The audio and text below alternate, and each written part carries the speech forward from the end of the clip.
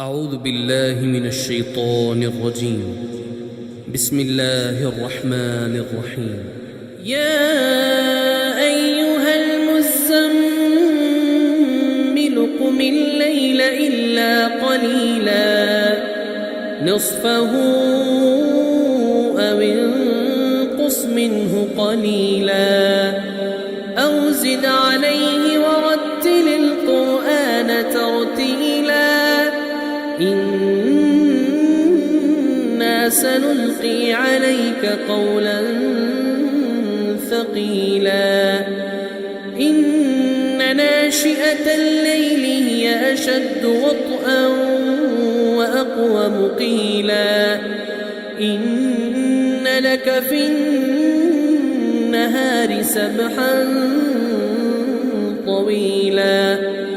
واذكر اسم ربك وتبتل إليه تبتيلا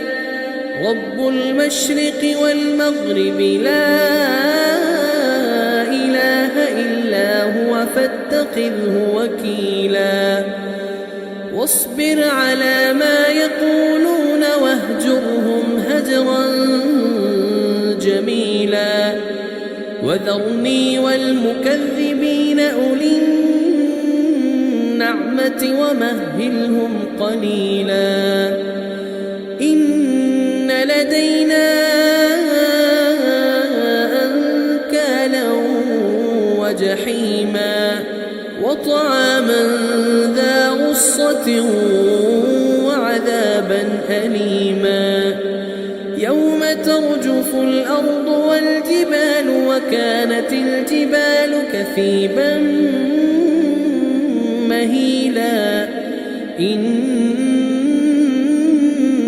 أرسلنا إليكم رسولا شاهدا عليكم كما أرسلنا إلى فرعون رسولا فعصى فرعون الرسول فأخذناه أخذا وبيلا فكيف تتقون إن كفرتم يوما يجعل الولدان شيبا السماء منفطر به كان وعده مفعولا إن هذه تذكرة فمن شاء اتخذ إلى ربه سبيلا إن ربك يعلم أنك تقوم أدنى من ثلثي الليل ونصفه وثلثه وطائفة من الذين معك والله يقدر الليل والنهار